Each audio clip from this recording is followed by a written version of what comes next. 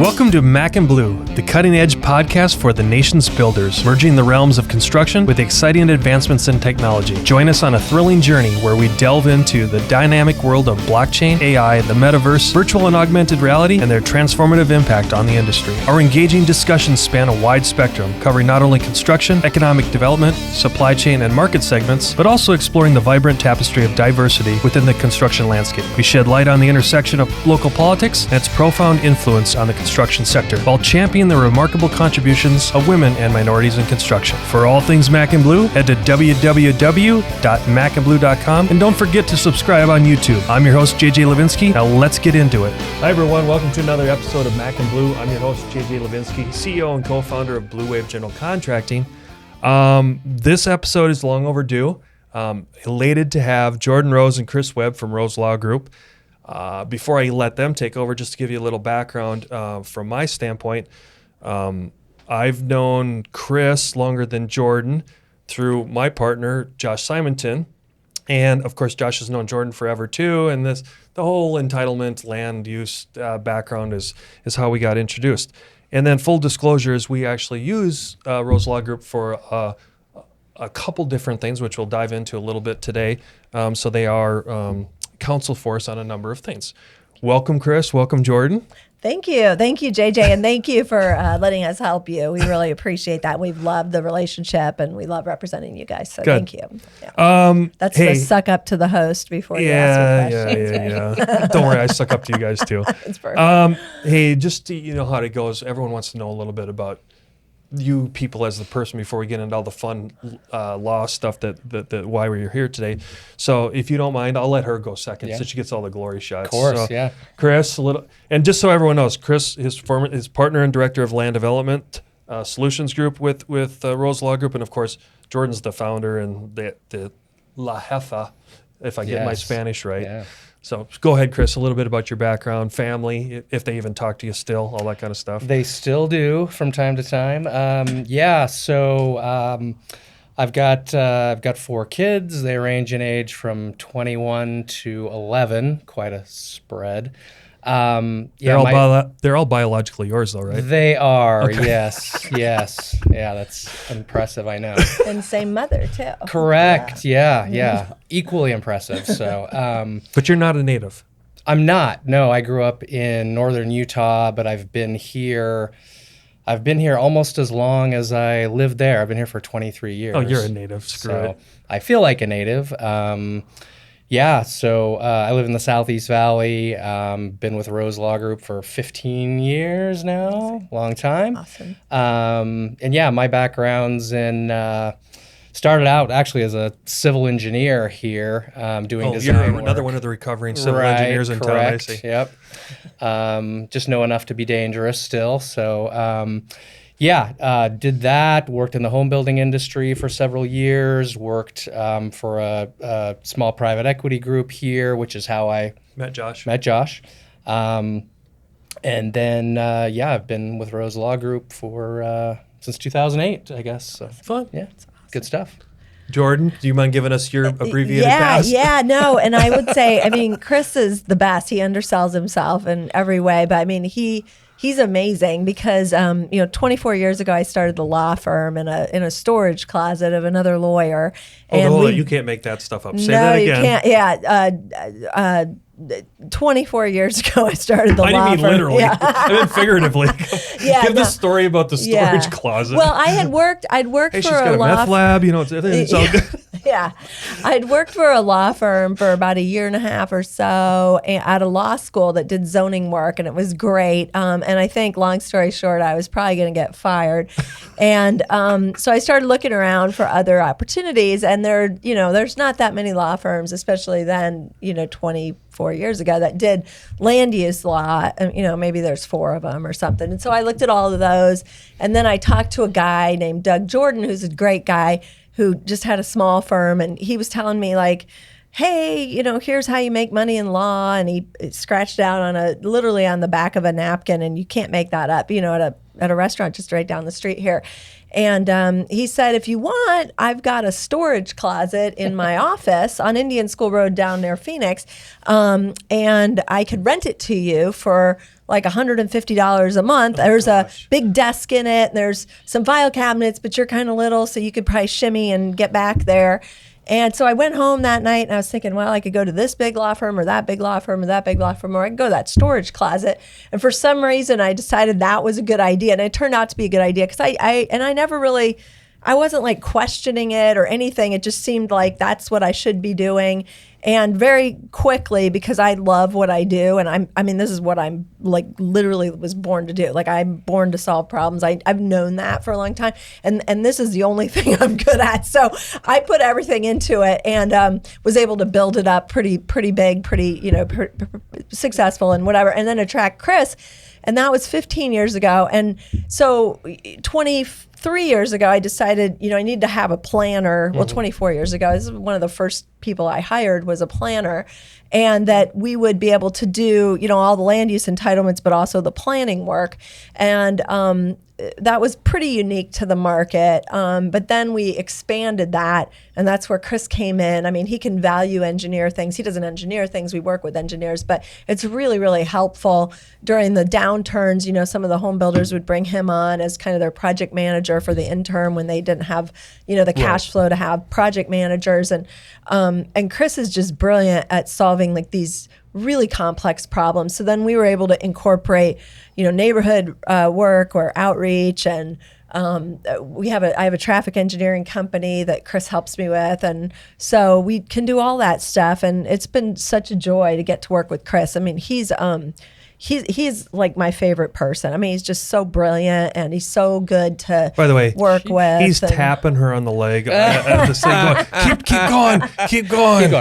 More. No, and I've told him that throughout the years. I mean, it's just really like he's not surprised to hear that because I say it all the time to him and to others, but he's just such a talented person, such a gifted person. And everybody at the firm that we've both been able to attract are phenomenal like that. And I think we have a similar strategy on hiring and trying to find the right fit. And, Chris has been instrumental in that. So it's good. Let me go backwards because, our podcast platform has been, we changed it from Building Arizona to Building the Future because we wanted to get a little bit broader and kind of I call it the exponential entrepreneurship type thing.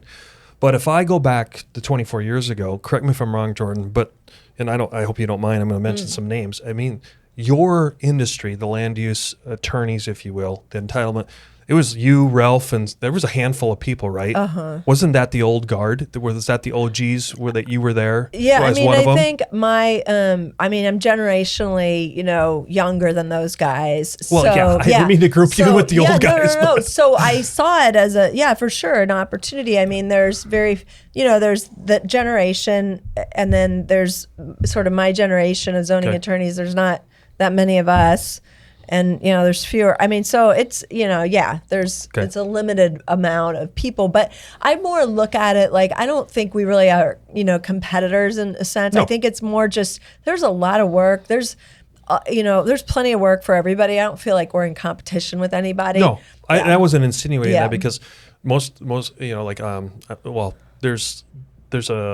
we've had other guests on that are in your space too, and you'll know the names when they come out. But that they said the same thing because your name came up, Ralph of course came up. All the kind of like I said, like the OG and how it all developed, and yet here we are. Think about it. This many years later, and Phoenix is the biggest metro.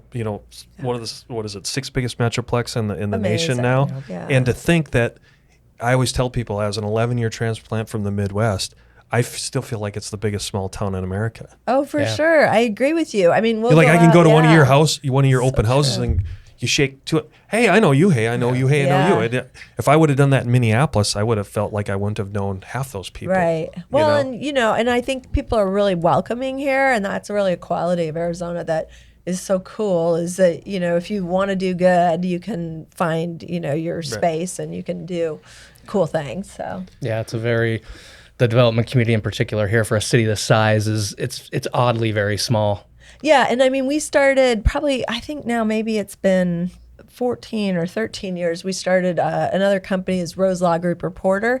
And so every day we have a bunch of reporters that work in that company, and we put out the Deal Maker, which is the top 10 stories of real estate. And so it's kind of, I did it because the market took a dip, and people were coming in. Normally as a lawyer, you're a counselor and you counsel them on their business issues, but it started to be like a counselor, like this guy's losing his plane and his wife and his house, and because the market was just in a tank situation. And so I thought, well, what do I do when I'm kind of uneasy about the future? And is really what I do is I just read a lot of newspapers. Right. That's actually what I do.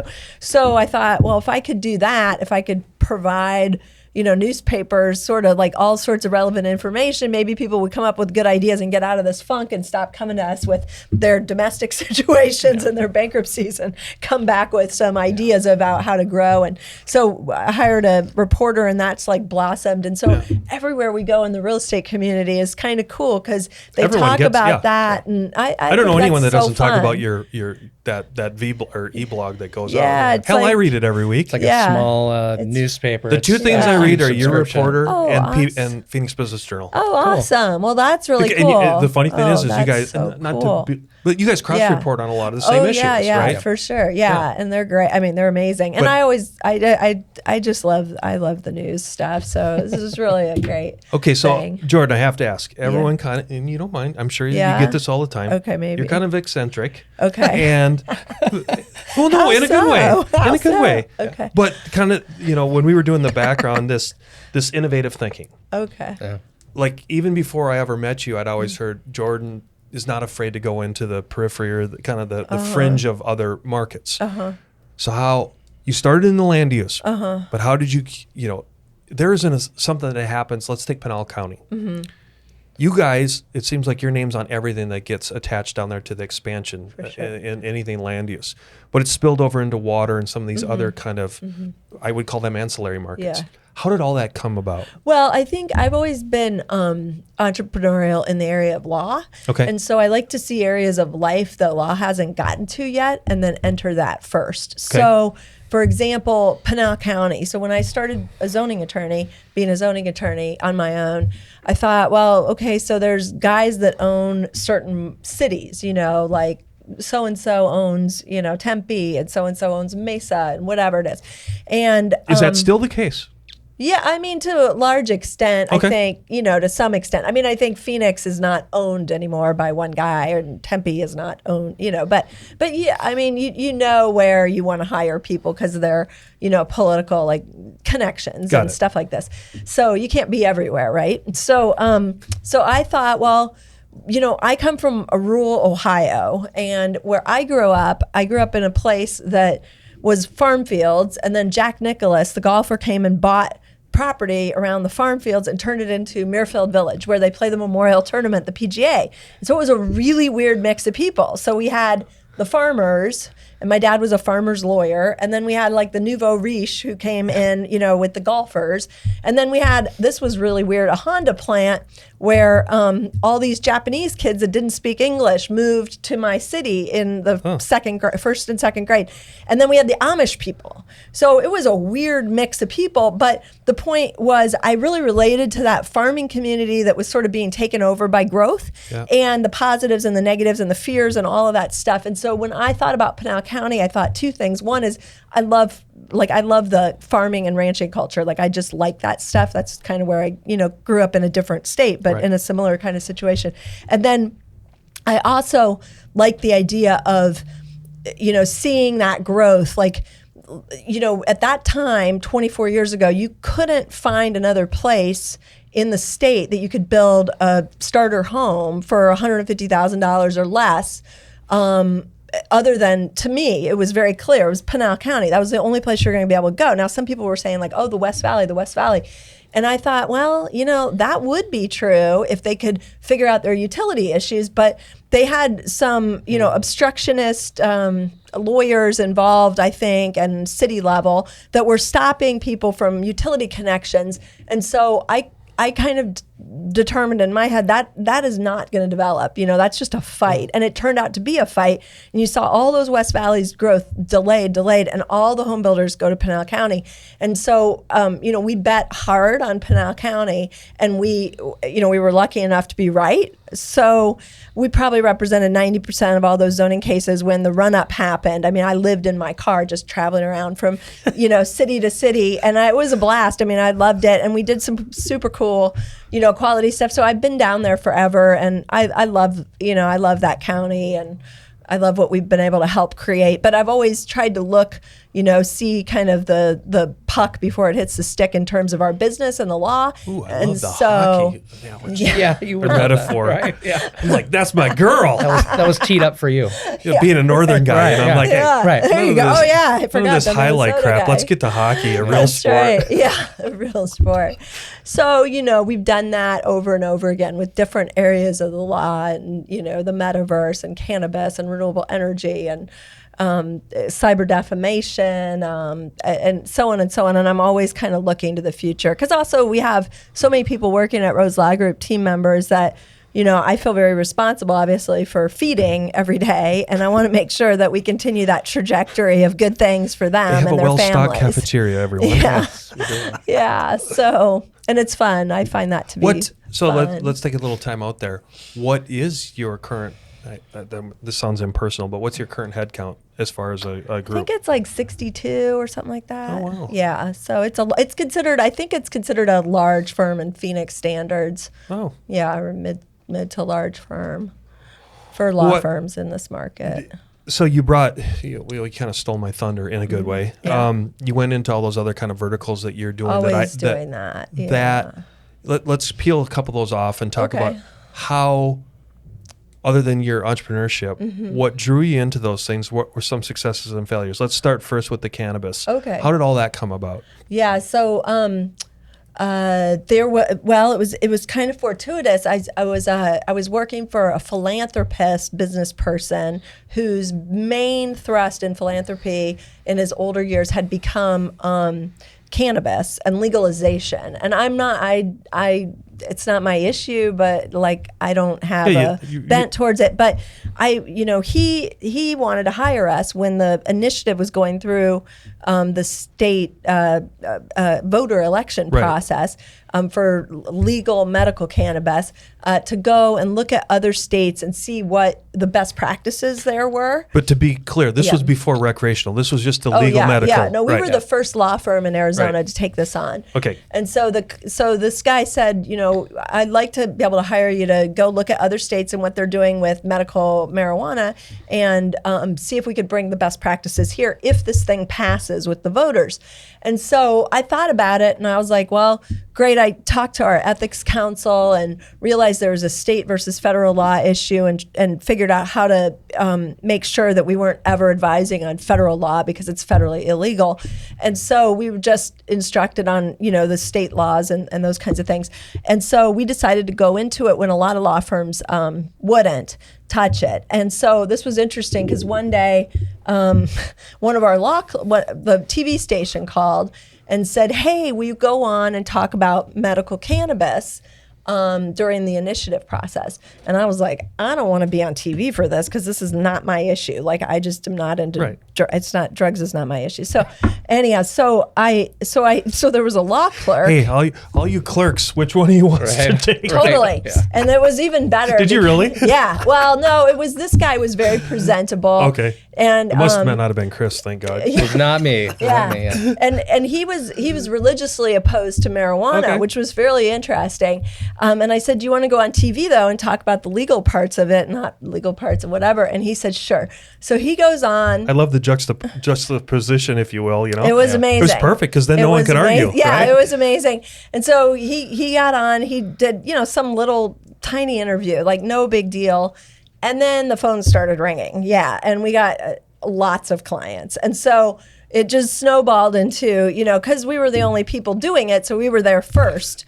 Was it both good and bad, though? Did you get blackballed and No, and no. and then get a big market share at the same time? No, I don't think so. No, not at all. I mean, because we were simply advising on Right, the you were just legality of the you were just situation. legal issues, so, right? Yeah, I mean, we weren't out there wasn't you- campaigning for drug You legalization. weren't the lobbyists. Yeah, I never had a single client, who expressed concern about it, or that we lost because of that. Yeah, There I never had that. questions and interest in things, or but your other like the land use people weren't going, "Hey, Jordan, we're no longer using you because you're." No. I mean, there are some attorneys who said, I don't want to do, like, there are attorneys in our office, and I don't blame, of course it's personal fine. reasons, yeah. I'm not doing that. I'm not doing alcohol. I'm not doing betting. I'm not doing strip club. We don't do strip clubs, not because I have some, but because I do. I don't want to support that. So, but in any case, so, you choose what you want to be involved in, and I'm not going to push anybody. You can't be all things or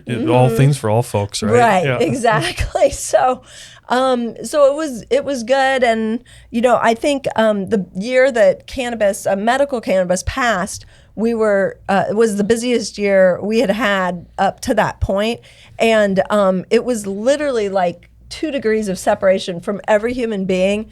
And it was almost like a gold rush, it'd be like you'd be down the street at, your masseuse, and he'd be like, "Hey, I'm going to get into cannabis," and then the next day he's shelling out money to sit in your office and get advice from your cannabis department.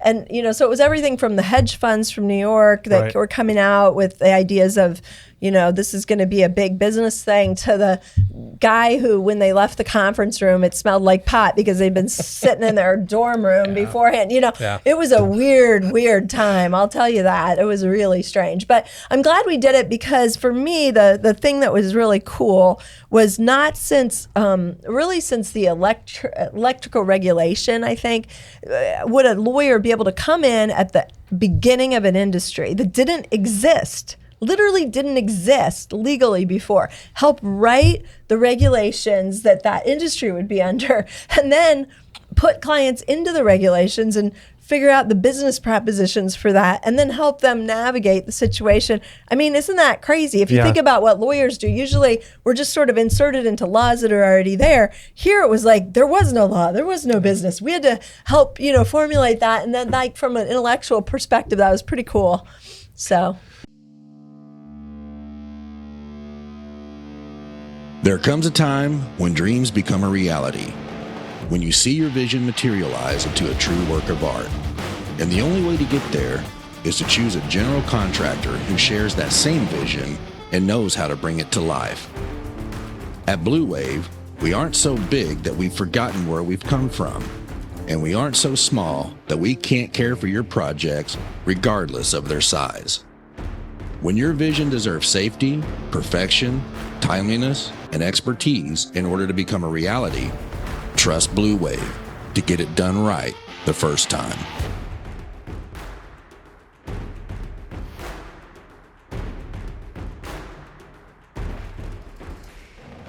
So, did you get a lot of IP out of it then? As far as the intellectual property, or no? not? I mean, we don't do real. We did do IP during that period of time. Some. But more. I just mean, like the idea of forming businesses under legal requirements that are really peculiar, and just start, just new, and then trying to figure out how, somebody that's doing something that's federally illegal can do it in the state. And they can't. I mean, they always have that risk, that federal risk. So fascinating. So I found it to be. I mean, we find it to be pretty interesting. For the audience sake, then, for both of you, or maybe you, more specifically to you, Jordan.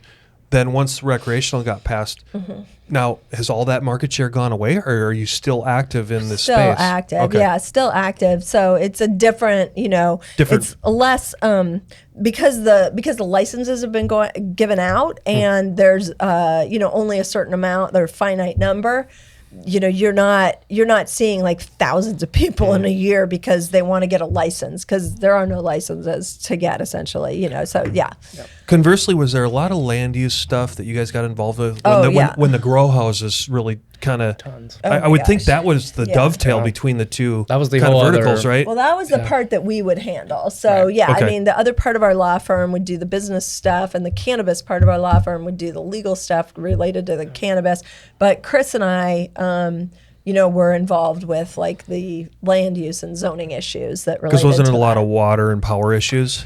Yeah, I mean, there's a lot of different things. I mean, going back to the point Jordan made about, where you're almost, helping write new laws and regulations. The same thing applied on the land use side, right? I mean, you had, cities and counties who this land use didn't exist Right. prior, and so they didn't really know what to do with Hey it. guys, what the hell do How we do? do we zone this? Where should it go? Where shouldn't it go? And so, we actually spend a lot of time working with, every city, every county around, trying to help them figure out, okay, here's where it should be. Here's how you ought to reasonably, regulate it. And so that was a whole other aspect of this thing. Yeah. At a high level, kind of in totality, do you feel that nothing's perfect, but do you guys think you got it right with the legislators as well? As far as that whole thing, did it feel like it was a win-win? Yeah, I mean, so. I think Okay. it's it's every issue is sort of different, but for the most part, I mean, upstart industries always have their bumps, right? And so Everyone does, George. Yeah, and so this is like a massive, investment for so many people. So I think people have done well in their investments, which is really, really good. All right, let's go down the other rabbit. Let's just keep going down these fun rabbit holes that you guys always get into. Yeah. The whole metaverse. Of course, just for full transparency, I got involved with Rose. I called Chris one day with a crazy idea that I had, That's a great idea. and with Omar, and it was fun. We haven't crossed the finish line on it, but we ran into some obstacles that was outside of their control. But then it was so cool because about the time I was getting engaged, you guys were already totally jacked up in that space. You did the first wedding in the metaverse. Yeah. But tell the audience about how Yeah. you guys took such a cool leap of faith on that one. Yeah, yeah. And correct me if I'm wrong, you still are the Oh, preeminent yeah, law in the- firm in that space. In the country, I think. Yeah. Yeah, or at least So one how of did it all a come to few. fruition? I thought about how we had built, the law firm has this intense planning department where our planners can do, planning, and we usually we'll hire an outside architecture firm, an outside engineer, but we essentially can do, all the planning and all of the development work, or a lot of it, along with the legal work and the business work and all that stuff. And so I wanted to build that for the metaverse, and so we hired blockchain developers and coders and 3D architects who still work for our law firm, and they are able to implement as they did with like the graphics and all of that stuff, Right. and the and the blockchain process, and they can do that for big projects. And so as we were thinking about that, I thought it was like right before lunch one day, and I said to Omar, who's a lawyer that heads that up with me, I think we should do a wedding, because clearly, like, people are socializing in the metaverse, and what's next about socializing? They got to get married, or if you're married on Earth, like, why not get married in the metaverse? It's really romantic. That would be cool, So I walk over to lunch, and I'm having lunch with a guy, and I tell him this, and he's kind of a funky guy, a big thinking guy, and he says, I got my anniversary coming up. I want to get married in the metaverse. And I said, fantastic. So I walked back. I said, hey, Omar, we got a wedding. We got us a guinea a pig. wedding. Yeah. Right. So he paid us to do this wedding, and our 3D architect and blockchain developer created this whole wedding venue. And they created, like, when you walked in, the couple had a dog named Pepper, and you could click on this sculpture of the dog Pepper and sign up for an NFT of Pepper Pups, right? Yep. And so that was kind of cool. We made this, the 3D architect met with the bride, and, hey, what colors do you want? You want to get married on a beach? I mean, you could get married underwater. You can get married anywhere in the metaverse. So she wanted to get married in the mountains, and got that whole thing set up. And then we were going, we had sent out like the invitations Yep. or whatever. I remember I joined. Okay, yeah. So, it was cool. At the outset, it was just to their family and friends, right? Because it was a sorry, private. I'm sorry. No, You no, must have did the did. public one. Well, yeah. So, Okay. so it was like 48 hours before the wedding went live. I said to the guy, I'm like, hey, do you want to just put it out there for the public to join? I mean, do you want to keep it small or do you want to go big? And he goes, yeah, let's do it. So Some, so I don't know what these guys do. Like the blockchain guys, I have no idea. I mean, it's amazing, but they did whatever they did, and it became the top story on Reddit that night. Like within an hour from when I said, yeah, we're going to make it public, it became the top story. And then we got I want to say 2,000 RSVPs or something like this. And then I'm going to get the numbers wrong now because they're foggy, but let's just say. So hey, then it's a podcast, Jordan. We can say whatever the hell we want. Okay, perfect. Yeah. So we go up with Zuckerberg's not fact checking us. Oh, perfect. 2 million RSVPs. Yeah. Maybe we got 600. I think it was actually 680 RSVPs, which we thought was enormous at the time because this couple didn't necessarily have 680 people in their orbit. Well, we're done with. I love that one. We're done with the wedding, right? We do the wedding. There's all sorts of media around. Like the media comes in and videotapes the wedding. We've got it projected on the screen. The couple's there. They cry. I mean, it's like a whole situation. It was very lovely, and our, it went off great. It was fun, and then it looked like there was tons of people on the Metaverse, coming in and watching, and you probably were there. Yep. Yeah, and so we get off, and I say to my blockchain guy, like, hey, how many people clicked on Pepper, which you clicked on it and then you had to give all your personal information, your email. I don't remember that part, but you probably didn't do it. So to get the NFT, you get the Pepper Pup NFT. And it was, I want to think it was 15,000 or something crazy. And I'm like, oh my gosh. Okay, that is crazy. So, from there, we started getting calls from Fortune 100 companies. Can you help implement this and that? And it's really been a cool thing to see. And now with the AI, we're, kind of been coordinating with that. And the blockchain development is really some very interesting new businesses that, you would never have thought could have even existed in the past. And it's mind blowing to, believe that it's happening and then that we get to take part in it is pretty cool. So is it fair to say that as one of the verticals in your organization, this is one of the most emerging? For sure. Yeah. I mean, it's a fantastic, it's a great business line. Yeah. It definitely is. And I feel like, part of what gives me joy is just the idea that we're solving these big problems for the future. And I just find that to be so fascinating. And that's, it's great. So it's fun to watch, these people that really know what they're doing in it, do what they do best and find a passion in life. Did you also find, I mean, no offense, the three of us are not spring chickens. We're not. What? Well, you might be. I am. I'm not a millennial.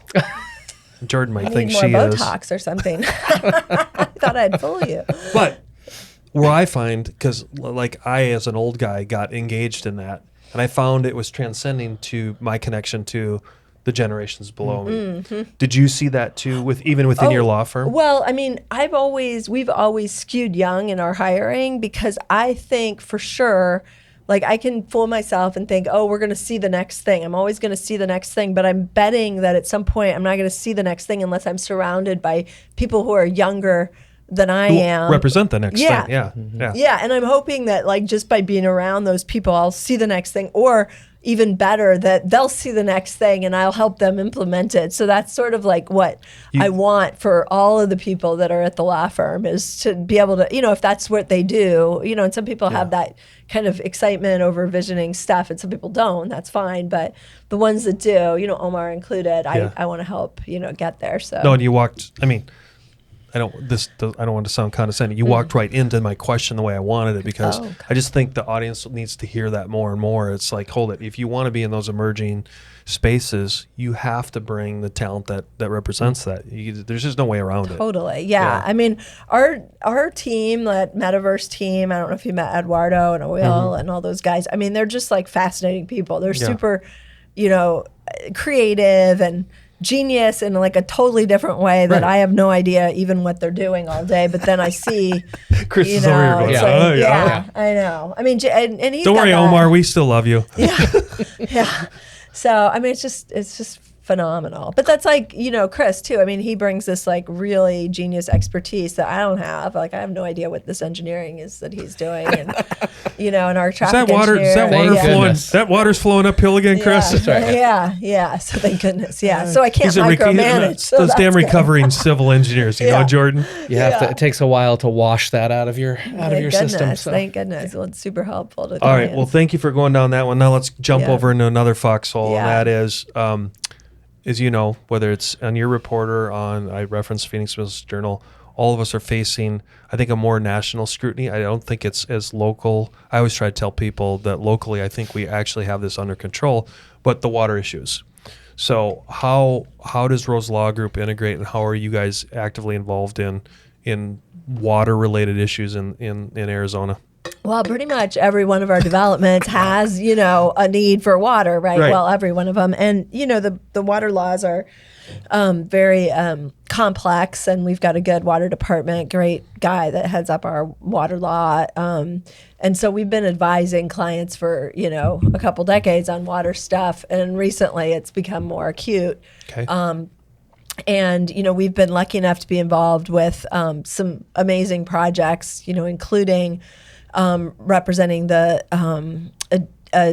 company from Israel, IDE, that has the most desalination plants in the world globally, the biggest in China and the biggest in India and Israel and the biggest in North America, right, in Carlsbad, and on every continent, really. And they, committed, we started working for them maybe like 4 or 5 years ago now. Okay. And them and Goldman Sachs have put together a team that is going to come in and privately finance a solution to our water issues. So we're really, really excited about that. That'll be the biggest infrastructure project in the world. Wow. When it gets built. And I really feel like it will get built. I They'll couldn't be more honored. There's to enough work incentive for there them. to capitalize it then? It's amazing. Yeah. So it's amazing. And that's the solution is to bring more supply, and that's what we need to do. So, if we can be helpful in getting that to happen, then it's really a great thing. Chris, how about from your standpoint, how much of the land use thing is water contingent now in your I don't want to say nightmare, in that mess that always shows up on you on day one? Yeah, I mean, so, with any development project that that we do, that we're helping our clients with, there's got to be a water solution to it. Some are more complex than others. Currently, there's some challenges related to, in particular, single-family home developments that, aren't within a municipal service area. Challenges with getting certificates of assured water supply, but we think those are temporary issues, and we're helping clients work through those. It's like anything else that we do in whatever practice area. It's it's a problem solving exercise. I think the people who get in it and just want to fight about things aren't going to get to the finish line. They might feel better about themselves, they're not contributing to the I mean, cause. if you've got to just be right about everything at all costs, you're usually not going to figure it out. So I mean, my production ideas are just as valid as yours. Yeah, as long as you're right. Yeah, so I mean, it's a problem solving exercise, and so we're actively working with our clients, with the state, with private water companies, with the cities to figure out solutions to all of these situations, including the current one. And, there's solutions there. You just have to find them. So one of the things I wanted to ask you, and this may be pretty tangential, but because you guys are so involved and so, back to your word, acute to the land use stuff, I don't even know if we've aired it yet, but we had... Pinal County, we get a lot of economic development directors on. And one of the topics I love sharing with him that we dove into was, our world now, take away the TSMC and how, and Intel and what Phoenix Valley represents from a manufacturing and tech standpoint. But let's go kind of more back to Pinal County, Casa Grande, Eloy, the electric car and that whole, forget the car thing, just take that all down to this level of batteries and rare earth metals, and how mining is probably almost has to come back in Arizona, because other than we have 2 states that still mine, Nevada and Arizona basically, is do you guys see anything coming on the horizon as far as how you're going to have to get really back engaged in that kind of stuff from a land use standpoint? We represent Resolution Copper, which will be the largest mine in the world. So you know all about this, and Superior, which is cool, and have for a very long time. And then a mine that's Arizona Sonoran in Casa Grande. So we're really into the mining, stuff, and while there may not be rare earth in Arizona, there's certainly a lot of, copper and other things that are essential for all of that stuff. We did the real estate deals for those electric vehicle manufacturing companies. And Lucid, we're so, Nikola, all of them. Yeah. And so we're super excited about that. Yeah. There comes a time when dreams become a reality, when you see your vision materialize into a true work of art. And the only way to get there is to choose a general contractor who shares that same vision and knows how to bring it to life. At Blue Wave, we aren't so big that we've forgotten where we've come from, and we aren't so small that we can't care for your projects regardless of their size. When your vision deserves safety, perfection, timeliness, and expertise in order to become a reality, trust Blue Wave to get it done right the first time.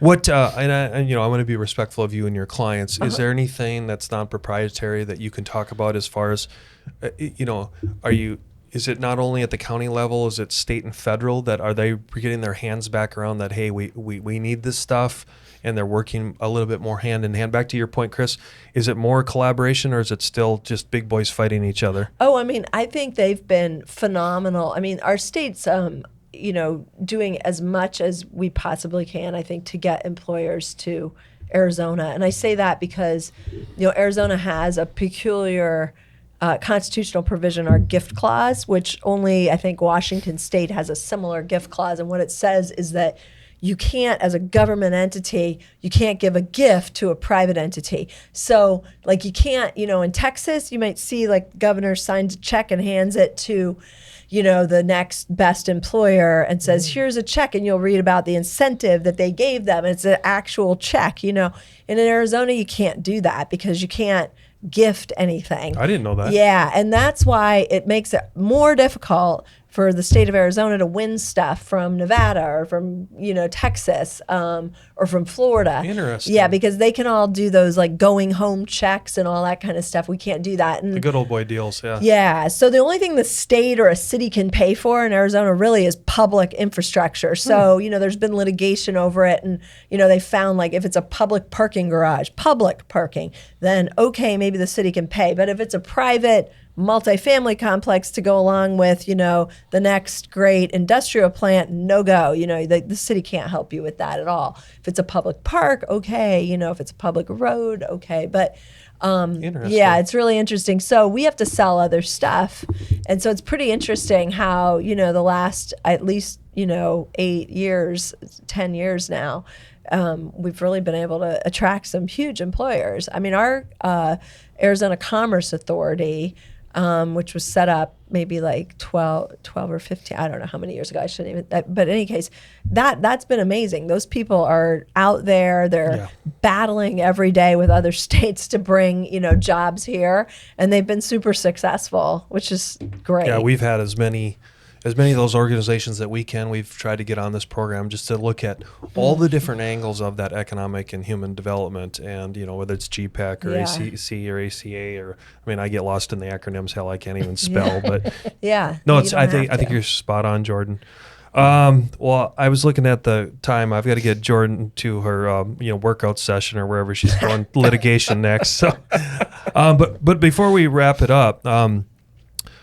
What am I forgetting to ask you, or what would you like to talk about, either with your group, some of the fun stuff you guys are working on? This was a great snapshot at who you guys are, what your fun group represents. But I'd be remiss if I didn't ask, what else would you like to talk about? I guess from my perspective, just, in terms of, what we're doing for our clients, and my group in particular is doing for our clients, and I know this. Tell the audience, not well, me, but Chris. yeah, but for the audience, so and Jordan hinted at it earlier, we've essentially set up a surrogate land use team in our office for our clients, and that was particularly valuable, during the recession when all of our clients had to lay those people off and, still needed some work done. And we've continued to do that over the last 15 years. It's still a good fit for a lot of our clients. And it's everything from, single family builders to multifamily to, commercial, industrial, renewable energy clients where, we've really got kind of a one-stop shop in our office to provide land use services, whether it's, assisting on due diligence with acquisitions to, entitlements, permitting, all of that. And it's, everybody on our team loves it. That's what we all love to do, myself included. I've kind of touched every aspect of it in my career, not intentionally, but that's how it's ended up being. And so, it's a lot of fun and we're good at it. So. Really good. They're really good at it. I mean, it's everything from, the guy calls in a panic, I need an elevator permit. The city won't give it to me. And so one of our guys is connected with the city, planning staff or building official and gets it or, it's pretty awesome. Yeah. It's a relationship thing too, right? It's like, that's the land use or the land development industry here. In large measure, it's a relationship industry, right? Yeah. And we work so closely with the staff and the elected officials and all the municipalities that, when we put in a call or an email, they'll pick it up, they'll respond and, work with us, and we find solutions. Much like we were talking about with the cannabis, I am curious, did the BTR market change a lot for you with the land use stuff? Did you find some anomalies there as well? I think we were lucky enough. We represented the guys who were first in that market, Christopher Todd. Yep. And I knew you were going to mention that name. Yeah. So, we got in like right when it started, and I just thought, if you haven't had him on, if you can get him, it's just a fascinating story. This is your invite. Get on here. Yeah. This guy was a bread maker, and he just saw a need after he sold his bread company. He saw a market niche that wasn't being filled, which was nobody has a down payment money because of the recession wiped them all out, but they want to live in a single family home. So why not have a rental community? And nobody had thought of that before. How crazy is that, And so we were lucky enough to be able to help him, and then subsequently lots of different developers. And it's a great product. It's a necessary product, smart product, and some places have a warm attitude for that, and some places are very skeptical of it. But have you had any large encumbrances that were like? Oh, yeah. But nothing that was like legislative change, was it? No, like for example, the current situation with water and certificates of assured water supply, build to rent projects don't really they don't have to comply. Get affected by that because we're not subdividing that property. It's right. It's being leased up and owned by a single entity, and so we don't have to obtain a certificate of assured water supply. It doesn't mean that those water supplies aren't there, because they are, and the providers have the water and they provide the water. But that that legislative or policy issue that currently exists. It's a policy issue that exists at the state level right now. It doesn't impact them, and so they're still off and running. Well, I'm trying to be conscious and respectful of your time, so thank you so much for coming on, both of you. JJ, thank you. It went quick, Super and fun. so wow. hopefully I didn't bash you guys too hard. So. You're saving the hardball questions for somebody else. Well, thanks again. Enjoyed having you. Thank you. Oh, and for the audience's sake, I can tell you from firsthand experience, if you want to get a hold of Jordan or Chris or anyone at Rose Law Group, they're easily accessible and happy to answer any questions you might have. So reach out to them, and they'll get back to you. I know they will. Thanks again. Thank you. Thank you. You've been listening to the Mac and Blue Show, brought to you by Blue Wave General Contracting. Be sure to subscribe to the Mac and Blue podcast on your favorite podcast platform. Follow JJ Levinsky on LinkedIn and Instagram. Tune in every Monday